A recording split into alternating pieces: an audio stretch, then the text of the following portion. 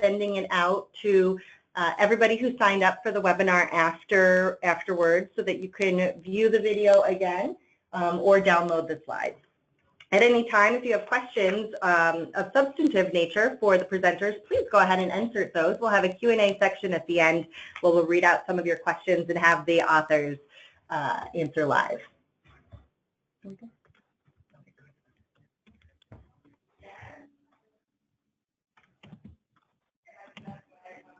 And please do stay tuned to the end. We're going to give you a few more links to go ahead and purchase the Financial Diaries on Amazon and an offer if you'd like to hear more in person for you to join us June 14th through 16th in Austin at our Emerge conference this year.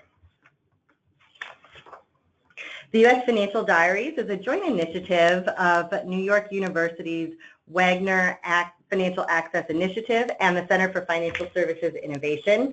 And this webinar is made possible through the generous support of Citi Foundation. I have the pleasure today of introducing Daria Sheehan, Senior Program Officer of the Financial Inclusion Project at the Citi Foundation and a longtime partner and advocate for this project. Daria manages key investments with the Citi Foundation's financial inclusion portfolio across the United States, and she collaborates with national financial capability and asset building organizations to develop programs that help individuals, youth, and families develop the skills that they need to make informed financial decisions, change their financial behaviors, and acquire and preserve assets over the course of their lives. So thank you so much for joining us today, Daria. And would you like to say a few words about what got you interested in this project? Sure. Thank you, Elizabeth. It's really such a privilege to be here today with our friends from CFSI and all of you on the line to share the findings from this important new book. As Elizabeth just mentioned, the Financial Diaries is based on research conducted by CFSI and the Financial Access Initiative at NYU's Wagner Graduate School of Public Service. Believe me when I tell you this is the culmination of a lot of hard work over several years that gives us a new and deeper look into the financial lives of households across the United States. Before I turn it over to our speakers, I thought it might be helpful to give you a sense of the impetus behind this groundbreaking research and why the Citi Foundation supported this work.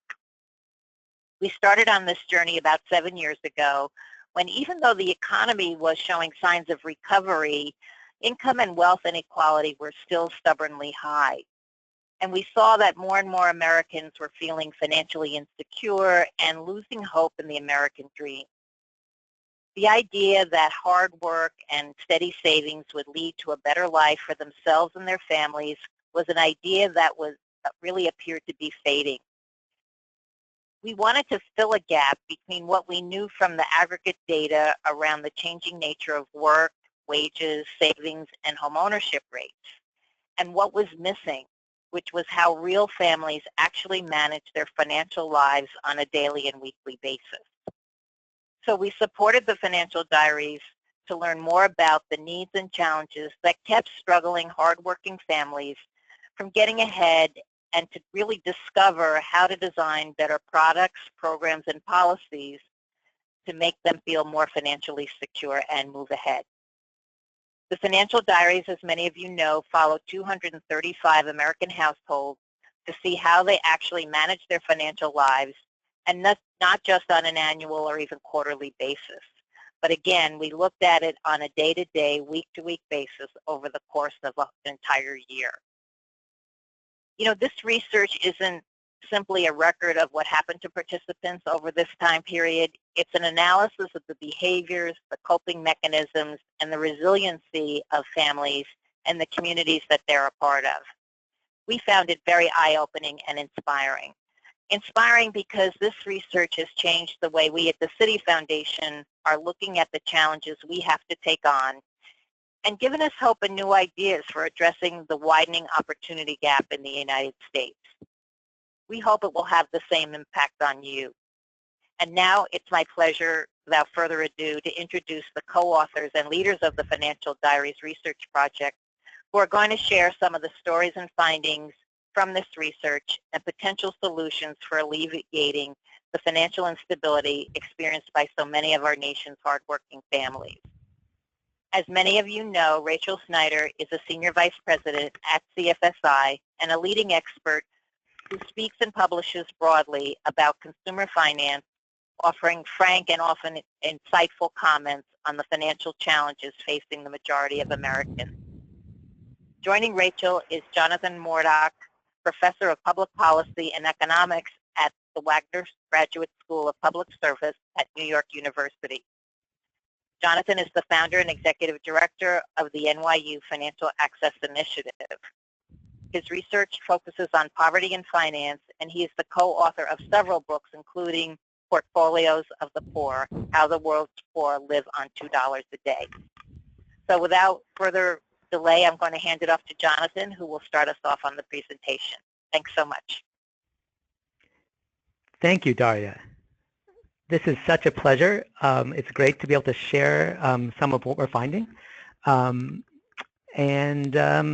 want to start, though, by shouting out to some of our community partners who I believe are joining us today, in particular Santa Maria and the United Way of Cincinnati. So really, really happy that we can all be together. I want to start with the idea of the life cycle. The life cycle idea is about how one marches through life. The life cycle idea is a very simple idea. It starts with the idea that when you're young, you're a kid, you eventually attend college, you start a family, perhaps you'll marry, and over time your income will increase. You have kids, buy a home, one day you'll send those kids to college, one day you'll probably retire, and the overwhelming perspective that we bring to this is that a financial life needs to focus on these long-term parts of life. It's a view that makes sense. Think about those big things and work toward them. To get there, the big idea is one should be slow and steady and accumulate over time. So a prudent path means gradual accumulation and slowly prepare for those big events that are looming in the future. But that requires some basic stability. It requires sufficient liquidity. In other words, it requires ways for families to work either through banks or family and friends to cope with ups and downs. Today, we want to share what we learned from families from across the United States who face challenges with stability and ability to cope. We want to show their challenges. We want to show some ways that they're trying to meet those challenges. And ultimately, Rachel and I want to provide ways of thinking about how to understand insecurity in America and what to do about it. So I want to start by thanking all our funders, Daria representing Citi Foundation, the Ford Foundation, the Omidyar Network. As Daria said, this has been a long process. The project really started in 2010, and it has been made possible with a lot of patience and a lot of support. I want to give a sense of the sample. We're going to talk about what we've learned from spending time with 235 households from across the United States. They come from 4 main sites: California, Mississippi, Kentucky and Ohio, and New York City. So we followed households with 10 field researchers who were in the field for 2 to 3 years working with the families. Our objective in doing this research was something really kind of crazy looking back on it, but also very powerful. Our idea was to collect data on every single dollar that the households earned, spent, saved, shared, borrowed, really every single transaction that they made. It is unusually rich data. It gives a new way of looking at American families. The data, while drawn from different parts of America, are not statistically representative of America, but we're trying to find typical experiences. About a quarter of the households are from below poverty lines. about a half between the poverty line and median income, and another quarter is around the median or above the median. So those families are kind of in the middle of the middle class. So a rich array of different households. So who are the participants? Some of the participants, they come from very different backgrounds. There was for example, a card dealer at a casino in Mississippi. We got to know a restaurant manager in San Jose, a tech support worker in New York, a fruit vendor who sells fruit on the sidewalks in Manhattan, an equipment salesman from Ohio, a bus driver in Kentucky, a broad array of Americans who are working, younger people, older people, immigrants, families in the U.S. for a long time, varied racial and ethnic groups. In the project, the idea was to go beyond snapshots. We have a lot of data that provides snapshots, essentially annual income or unemployment rates or levels of debt and saving at a point in time. We often try to understand America's finances and America's financial condition through these snapshots. What we tried to do was something different. We wanted to really construct something more like a movie, where we got behind the closed doors, where we spent time with people in their living rooms, where we could talk about their ups and downs. We could track what was going on in real time over a year. And that allowed us to see things that really was impossible to see, that was lost in the basic data. And the book really tells the story of what these movies add up to, the tensions, the opportunities, the achievements. One of the households we got to know is a family living in Ohio. And when we spent time with them, really our perspective was that we could see part of their lives through following their income, part of their lives through following their wealth and assets, but it was really through following cash flow that we got a new perspective on what's happening. And in a sense, there's an inequality, not just in income and wealth, but also in access to steady cash flows over time. And that was very much the story of Becky and Jeremy. Becky and Jeremy live in a small town in Ohio. Jeremy is a truck driver. He fixes these big rigs. He spends all day on a shift from 8 p.m. to, actually gets in around 4 p.m., works till about midnight. And he fixes these big rigs during his shift. He works on commission. He works at a truck stop. And one day we're visiting Becky and Jeremy, and it was just a beautiful day. It was a day just like this photograph. And we were surprised that Becky, who manages most of their finances, was in a really sour mood. We said, Becky, what's going on? And Becky said, I want to pay this mortgage payment, but she was really stressed about it. And she was stressed because she didn't know what Jeremy's paycheck was going to be in the next cycle. And Becky explained that Jeremy's paychecks vary a lot during the year. In the spring and in the fall, when the weather is absolutely beautiful, it turns out that the trucks do just fine, and Jeremy doesn't get a lot of business, and Jeremy's paychecks are thus a lot smaller. It's only in the heat of summer or in the dead of winter where the trucks really do a lot worse. The tires burn out, or the batteries or the alternators go, and Jeremy's kept very busy, and his paychecks are a lot bigger. And we could see that eventually when we looked at their data and could follow it over the year. And so Becky and Jeremy were in a strange situation. Jeremy had a steady job, had the same job through the year, but did not have steady paychecks and did not have a steady financial life.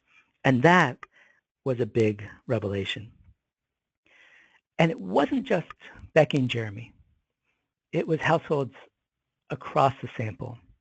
This figure shows, on average, what the income for the households we got to know looked like over the year. One way of showing the ups and downs was counting spikes and dips. We counted spikes as a monthly income, which is 25% above average, and dips as a monthly income 25% or more below average. And you can see that on average, households were having 2.2 spikes and 2.4 dips. That meant that for about 4.5 months of the year, their monthly income was distant, far from average. That made it harder to budget. That made it harder to plan. That made it harder to take for granted, I think, what a lot of Americans do take for granted, which is some basic stability. We saw this among our low-income households, but also among quite a few of the middle-class households. These ups and downs, these spikes and dips, are part of a change in how Americans work. It's part of what we call the Great Job Shift. The Great Job Shift gets talked about in terms of inequality, in terms of income. And there is an income story, but there's also a story about variability and volatility. What's happened since about 1980 has been that solid middle-skill jobs in repair, in factories, manufacturing, but also in clerical and administrative positions, those jobs have disappeared.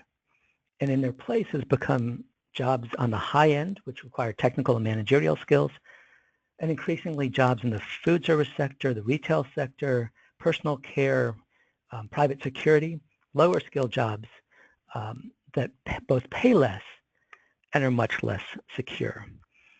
And so what we saw through the financial diaries was that this shift in jobs was playing out in month-to-month stability for households. But it wasn't just the ups and downs of income. What we saw, and which surprised us, was that spending was just as variable as income. And as we got to know the households, we could see why that made sense. Roofs needed to be fixed. Cars needed to be repaired. Airline tickets needed to be purchased for a trip home to see family. And so households were struggling with this fundamental problem of how to spend when they needed to spend, not just when they had the money. And this fundamental mismatch became a key part of the story in the Diaries families. Becky and Jeremy struggled with this. And they tried to save. They didn't do very well building up savings in their bank account. They knew that they ought to be saving during the summer and during the winter when things were better.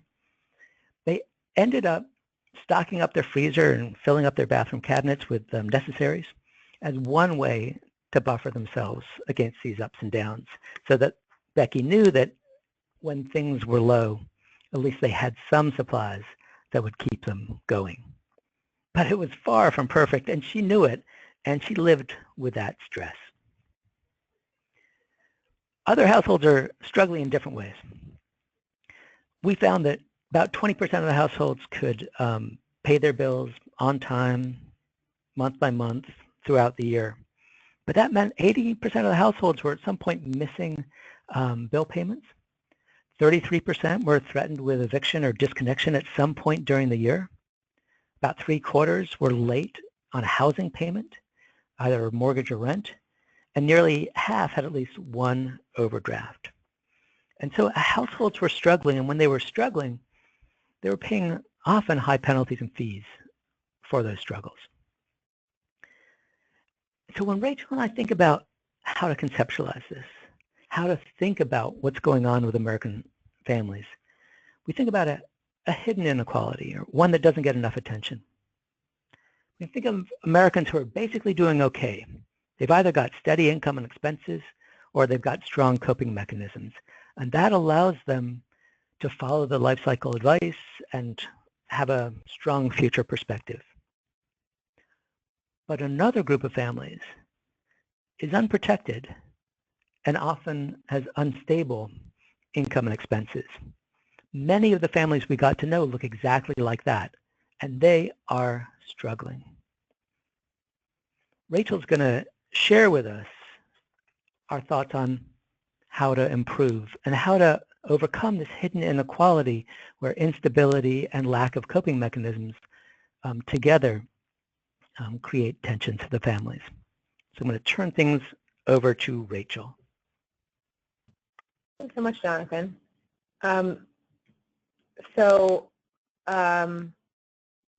You know, as we look at this 2x2 box, like what becomes immediately apparent, right, is that there's really two ways for families to be able to move out of the struggling sort of bottom left of this visual image to the top right. One way is to have steadier income and steadier expenses. And that's the route that Jeremy and Becky ultimately took. So Jeremy quit his job at fixing trucks and working on commission and traded it for a new job where he still fixes trucks. But now, instead of getting paid in a variable way depending on how many trucks he works on in his shift, he gets paid a steady paycheck. And it was so striking to us that he was willing to make that change because of one really important fact, which is that in this new job, he makes less money overall. But for their family, that trade-off was worth it. It was worth it to have less money overall in order to have more stability in their day-to-day. And that really is echoed in broader national surveys where when Americans were asked by the Pew Charitable Trust, for example, whether they would prefer stability versus more moving up the income ladder, 92% of Americans say stability. So there's a really core need, a core goal that people are solving for here. The other way to think about moving people from struggling to more stability is to do what we can to improve the coping mechanisms that they have available to them. So bear with me. I'm not sure if I have the screen. I'm trying to change our slide. But Elizabeth, oh, there we go. Great. Right, so we think, so that's part of what we want to spend the next few minutes doing, is talking about how we can improve the coping mechanisms that people have access to. Because often the reality is that the people who most need strong coping mechanisms, who most need some help managing their cash flows over time, have least access to the ways to help, least access to really high quality financial products and services or advice that can help them to make their lives work a bit more smoothly. And yet when we look at what the families are doing, the families of the Diaries, we get some clues, some really important clues into what they might need and how they could be helped. So I'm going to tell a bunch of stories to hopefully give some insights into how we could do more to help families like Becky and Jeremy. So Mike is a guy who works as a super at a building. He's also in Ohio, like Becky and Jeremy. And he's single, lives alone, and has some grown children. And his income is variable because he works overtime sometimes. So he has a steady wage, but then depends on that overtime to make ends meet. And it's not only unclear how much overtime he'll get from week to week, but also it's unclear when his boss will pay him for it. And so he's dealing with some volatility stemming from that. And he manages his financial life really closely. He pays for everything in cash. And he has 3 primary cash buckets that he keeps track of. He likes to have about $100 in his wallet. And then he has 2 envelopes in his house. One in which he's accumulating money for his property taxes, which is his biggest bill of the year. And the other in which he's just stashing anything over $100 that he wants to set aside for the unexpected. Over the course of the Diaries year, he only had 6 moments, 6, in which he spent more than $20 at a time. The rest of the time, he's spending in small dollar amounts, right, under $20, so that he can keep really tight control of how much money he has in his wallet and in those 2 other savings buckets. Sandra is a tax preparer in New York City whose life looks a lot different than Mike's in lots of ways, but she's also paying really close attention to exactly how much money she has on hand. For her, it's because she earns the majority of her income in the first part of the year. Right? As a tax preparer, she works really, really hard in January, February, March, and then far less hard the rest of the year. And that rhythm means that she has to be very, very tight with what she spends when. So she runs a spreadsheet on her computer where she has a column for each month and then a row for each item that she might want to spend on: gas, taxis, food, cell phone bill, right, every single thing. And she told us that she looks at it every single day, and she makes adjustments every single day based on what she spent that day.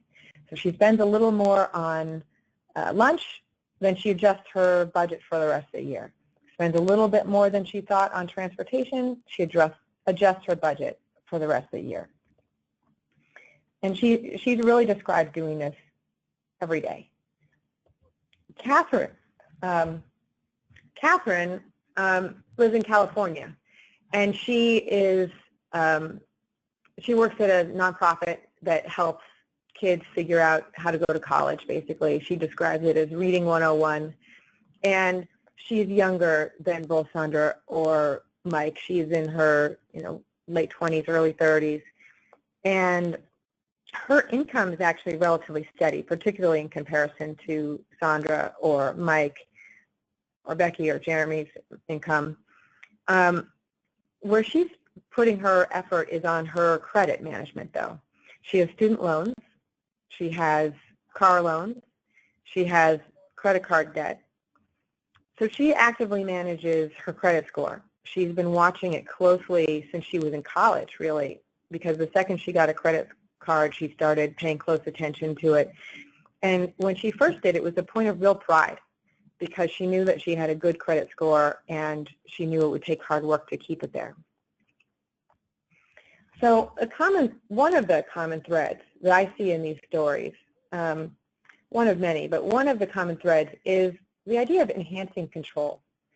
So each of these families, each of the households that we've talked about, were really focused on how they could keep a tight control on what money they had when. And they were either inventing tools of their own or using the tools that existed. But for them, the core goal was, how can I keep really close track of if I have the right money at the right time? And often that effort took that work takes real effort. And one thing I think is really worth emphasizing about this is that it's not that people were looking for seamless behind-the-scene movement of their money. They weren't looking necessarily to have it take less effort. What they were looking for was a real ability to touch and feel whether or not they had the right money at the right time, a real ability to, like in a tangible way, for Mike to know he had the cash on hand when he needed it, or for Katherine to know what her credit score was this month versus last month. And I think this is a theme we saw over and over again in different ways, that people want to be able to really touch and feel and experience directly the idea of whether or not they have the right money at the right time. They're willing to do some work to make that happen, but often the tools that they're working with are incomplete. As Jonathan was saying, there's an inequality here and there's a possible instability here, because the tools that we're relying on don't necessarily lead to the perfect outcome. So for Mike, for example, spending in small amounts means he can never take advantage of a deal on something big. And he doesn't go to the grocery store, he buys his groceries at the local corner store. For Sandra, it's time-consuming to manage this daily budget. And it keeps her really focused on near-term objectives. It keeps her really focused on her budget for this year. But lurking in the background for her is real worry about her retirement. When we talked with her, she said, I know I'm not saving enough for retirement.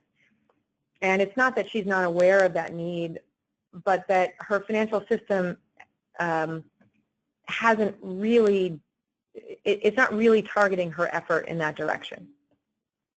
For Katherine, she's tracking her credit score really closely, but that's not really, when it comes down to it, going to enable her to avoid over-indebtedness. And over the year that we knew her, she made a lot of progress in paying down her credit card debt, but then over time it did creep back up a bit, and she took on auto loans. And so, that one dial of her credit score was incomplete in terms of giving her the information she needed to be able to make sure that she was pursuing her financial goals in full. And so there's a consistent theme here, I think, for us around what we can do to enhance people's control, direct their attention to their pressing financial needs. And often this was about, for the Diaries family, about making sure they had the right money at the right time. There's another set of concepts, or another big idea that emerged for us as we sort of processed what we were hearing from Diaries family. And I'll tell a few more stories about what families are doing to hopefully make these concepts come alive. So Janice is a casino worker in Mississippi. She deals cards, and she really is dependent on tips. So her income is variable because of that. And the tips she receives are not only seasonal, right? Some parts of the year more people gamble than others, but week by week she really has a lot of variation in her income. So a core goal for her is to be able to put aside some of her income on a regular basis to be able to manage her spending. And so she has a bank account, and she also has a savings account, and she directs some of her income from each paycheck into each of those accounts. But what's interesting to me is that she cut up the checkbook from her checking account, and she cut up the ATM card from her savings account. And she intentionally put her savings account in a different financial institution than her checking account. It's in a credit union that's an hour's drive away. It has inconvenient hours relative to when she works. But she says, that works for me. And really, she's putting her money in this bank of far away on purpose because it makes it harder to get to. And she cut up her checkbook because she didn't want to have any risk of succumbing to the temptation of taking on payday loans. She had used payday loans years ago before we met her, and she felt like that was not a constructive pattern, and so she just got rid of the temptation by cutting up her checkbook. Now, of course, that means that she has to use check cashers and money orders to pay bills, but for her, that was an okay trade-off. Robert, who we met, who lives in New York and works in tech support at a nonprofit in Manhattan, has a similar strategy. But for him, instead of putting his money in the bank of far away, as we thought about it, he puts his money in the bank of mom. He gives his savings to his mom, and he says, she's like Fort Knox. I can't get at that money. And for him, that was really useful. We asked him how much he had. He wasn't even totally sure because his money was saved with the bank of mom. But he had a really big savings. He had a lot of discipline around his savings. He was a very careful spender and really wanted to set aside as much money as he could. And so for him, that worked. Becky and Jeremy, who Jonathan was talking about, actually had a similar strategy, but instead of using the bank of far away or the bank of mom, they used the government as the way to create some real barrier around their savings. They over-withheld on their taxes, claiming extra dependence so that they'd have as big of a tax refund as possible. Now, all three of these strategies are the kinds of strategies that financial advisors might object to, right? Or that financial product designers might object to. Like in some basic way, they are using financial products wrongly, right? Like the whole design of a checking account is that you would use your checks to pay bills. So when Janice cuts up her checking account, it tells us something important, cuts up her checkbook, I should say. It tells us something really important about whether or not that product is working for her and why it's not working for her. And as we thought about it, we thought, one of the real reasons why these products aren't quite working for Janice or for Robert or even for Becky and Jeremy is that the balance between flexibility and structure is just off. So what Janice is looking for is a structured way to save for what she describes as really, really needs. It's really, really needs that will cause her to get in the car and drive to her savings account at, an inconvenient time for her. But she'll do it, but only for really, really needs. And that structure is really helpful for her in achieving her financial goal. The same could be said about Robert. Like, he knows he can get that money from his mom, but giving it to his mom creates some real structure. At the same time, those aren't completely imporous barriers that they've created. So when you think about a 401k, it's relatively difficult to get your money out. You pay a penalty, there's some paperwork involved, and so it's really hard to get to. And that can be a barrier. People potentially save less for retirement because they're worried about what will happen if they need that money sooner and they need to access it. Well, for Robert or for Janice, the barrier is more porous than that. Janice can make that drive over to the bank far away. Robert can ask his mom for that money. Becky and Jeremy know they're going to get their tax refund at a certain time of the year. And so there's this nice balance between the level of flexibility and the level of structure that they're experiencing that helps them to use those tools in a more effective way. And and I think there's one more point about this to make, and then I'll wrap up, and we're expecting to take questions from all of you, so I hope you're thinking now about what questions you have. But there's a big thread, a big sort of an overarching theme that we think both Jonathan and I have thought about as running through all of these stories, and it connects back to the idea of the life cycle arc that Jonathan mentioned at the get-go. A lot of times when we're thinking about what families need, we're thinking about it in terms of how to help them be disciplined in their spending now so that they can have more savings later, or how to be disciplined in their financial planning goals now so that they can be better off later. And that dichotomy between now and later really comes from this mental model we have about the life cycle arc, about this progression that people could experience over time. But in fact, what we saw, what I think comes out really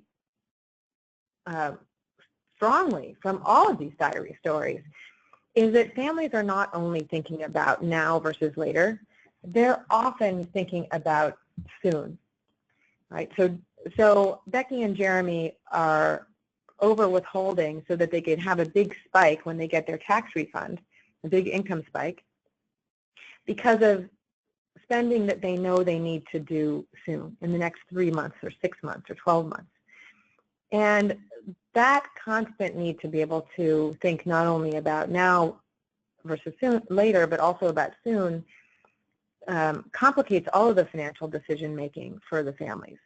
And I think it partly helps to explain why they're looking for strategies that enhance control, because they're balancing a complicated set of interrelated needs and desires. The need for stability, but also the desire for mobility.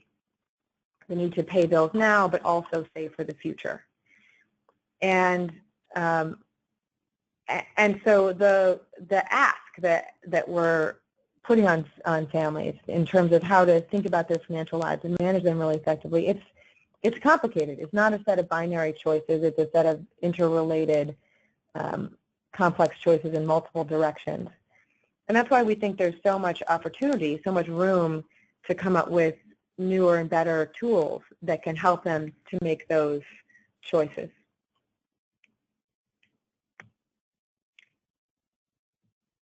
So I think that's the end of our prepared remarks. I hope you all have some questions or things we can keep discussing.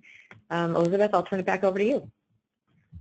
Thanks, Rachel. And as we move into the Q&A, here are some ways to continue to engage with us, particularly following us on Twitter. We're pretty active there. And Jonathan and Rachel are on a series of conversations and conferences over the next few weeks and months. So follow us however you can and for your chances to come see them in person. Just a reminder, if you'd like to go ahead and enter questions, you can do that through the GoToWebinar chat box. It should be at the right of your screen, and you can hit that chat and send some questions to us. We've already got a few really great questions in. So the first one is really a methodology question for the authors. The question is, do you feel that the act of observing the financial lives of these families for almost a year actually changed any of their behavior? And if so, how were you accounting for that as you were doing your research?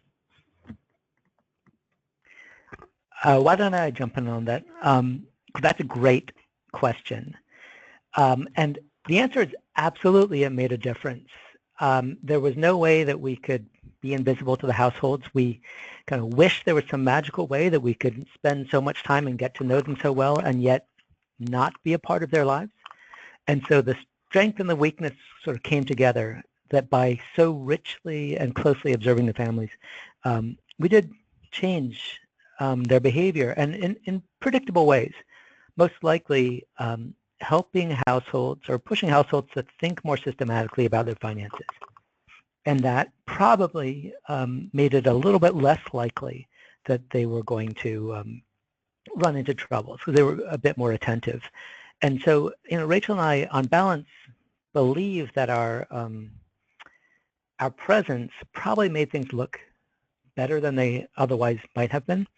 I think some of the households just simply ignored us. But to that extent, the fact that we saw so many households struggling, so many households not being able to pay their bills or choosing not to pay their bills or running overdrafts or having other kinds of challenges, it became even more striking given that we still saw so many difficulties despite our presence, which was probably a help.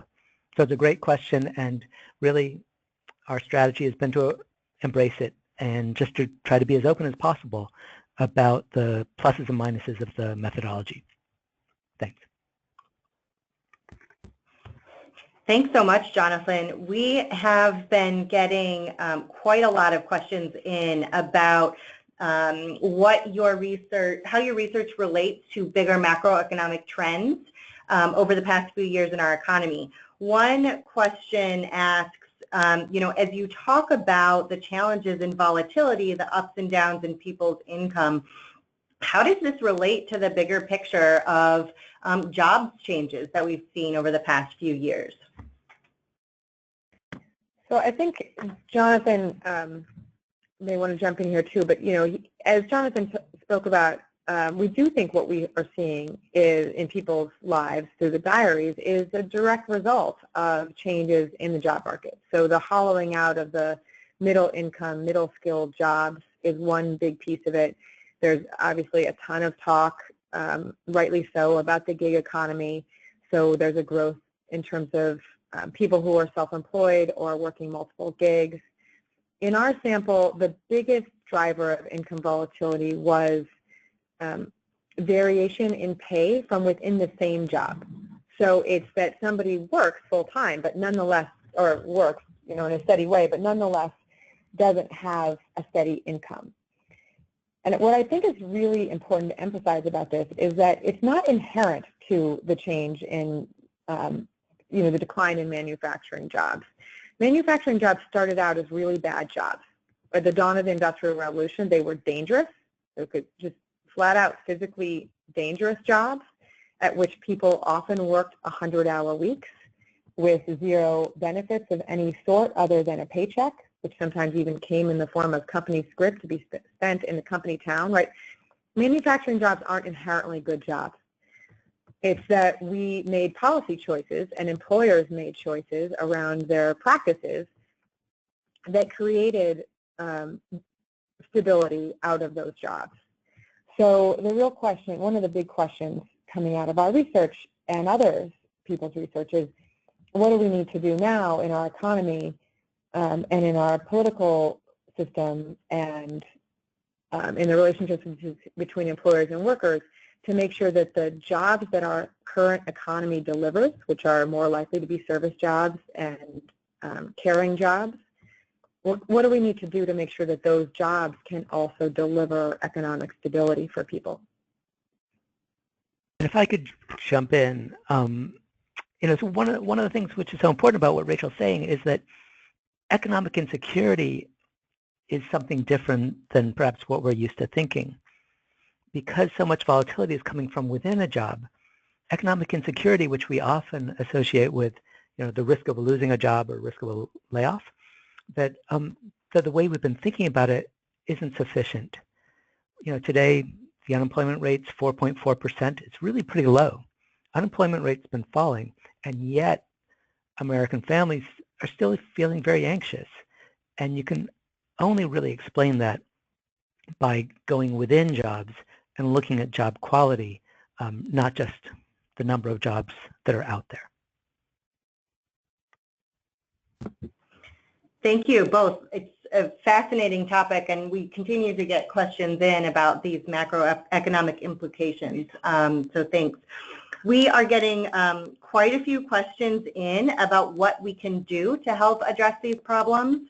So I'm gonna phrase a question very pragmatically. What can the financial services industry do to better serve low and moderate income families? People have asked about retirement, tax time, and other products that you all have seen that can really help families, take control of their finances.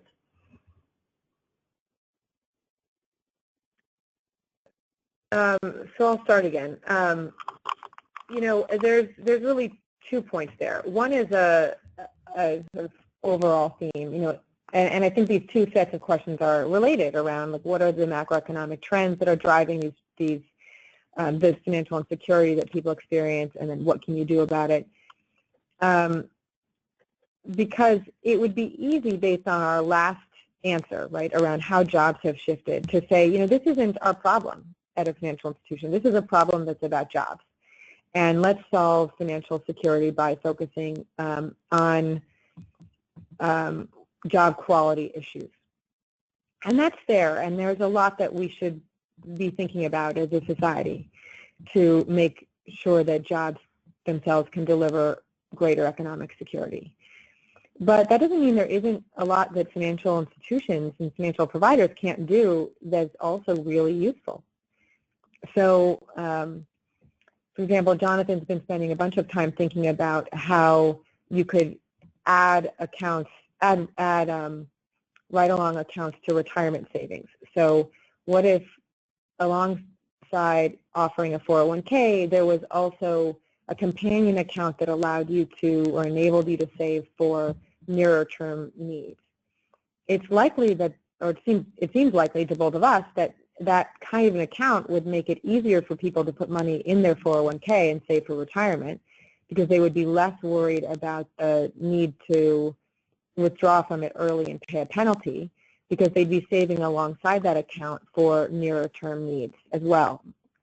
And so it's possible that just that shift, that tweak to how we're offering those accounts could make a big difference for people. I think there's a lot of things like that, where it's the way that we're delivering services that causes additional friction for people or doesn't sufficiently help. So you think about Janice, who cut up her ATM card and cut up her checkbook. What she's looking for is a near-term savings account that has barriers to withdrawal. It seems likely that you could create such an account that had the right barrier to withdrawal that would enable her to meet her goal in a less painful way, while still enabling her to pay her bills without going to buy money orders. So I think there's a lot of innovative financial work that could be done that would really help people to manage their financial lives and contribute meaningfully to the economic security that they experience. Thanks so much, Rachel. And I will mention before the next question, because we're getting a lot of questions in about particular families, why they're making the decisions that they are, whether or not they thought about using a credit card or other financial tools.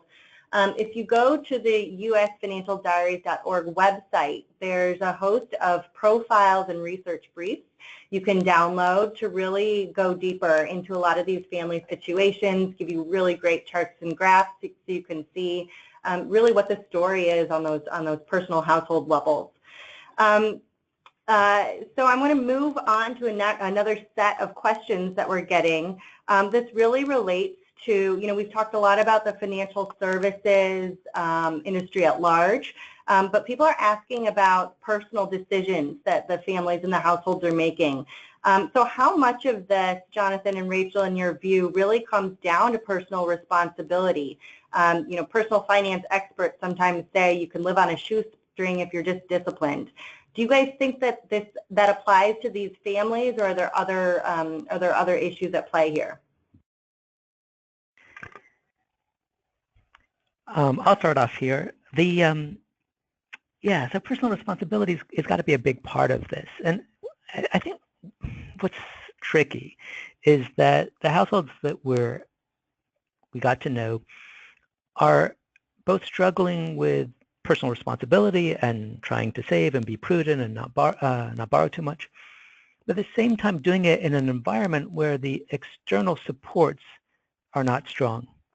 And so really it's a combination of sort of struggles personally for discipline, trying to scale back. People have made incredible sacrifices to try to keep their financial lives in order, but also doing it in an environment which is not always working for them. Financial products that are too generous in some ways and not generous enough in other ways, government policies, government safety net that has lots and lots of holes in it. And so really what we see is sort of a combination of problems of weak external supports plus struggles with personal responsibility. And in the end, what we see is that households are making mistakes and probably should be working harder. But in the ordinary course of things, those wouldn't be really devastating mistakes for the most part. We don't see most households way overspending and being profligate and not thinking about the future. Quite the opposite. They're really focused, most of them. But when they do make mistakes because they do miss some things or they've got some other pressures and they might not make exactly the right choice, they're paying a big price for it. They're paying a much bigger price for their mistakes than, say, I do. And that was a big revelation. So yes, personal responsibility has got to be a big part of a conversation, and I think the households would say that before anybody else. But there's still a lot of work to do on creating better products and services and policies that will support families. And it's really the both sides that have to be part of solutions. Thanks so much, Jonathan. And I'll ask this one last question. I know there's still a lot of great questions coming in. Please continue to send those, and we'll answer them in other ways or on our Twitter feed as best we can.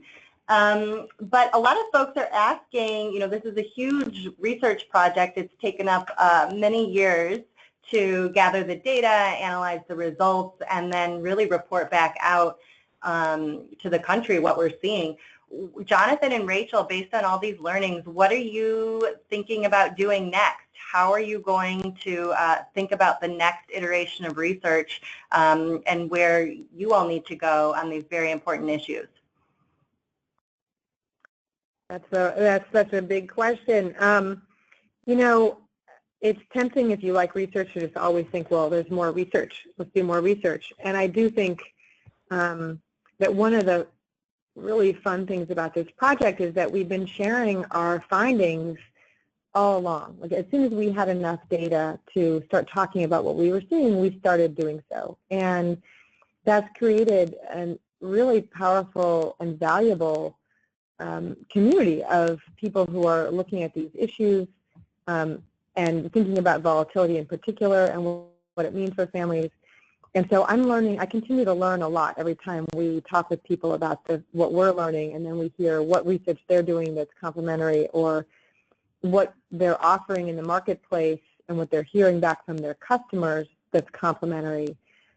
And so I'm going to reserve judgment about what's next in terms of looking at these kinds of issues till a little later in the year, because right now my focus is really to continue having conversations like this one and really pay attention to the feedback we get, which I think will help to uncover what else we all want to know. And Jonathan, what are you doing next? You know, Rachel put it exactly right. I think, you know, the project really has been about listening to households, listening to financial services providers, to community organizations, to government, people working in government, listening, trying to understand, trying to share. And we're at a point where we have been listening a lot. We're continuing to listen, but we're at a point where we're sharing and getting feedback. One of the big things which I think we're all focused on is trying to eventually look at what all this means for how we think about poverty.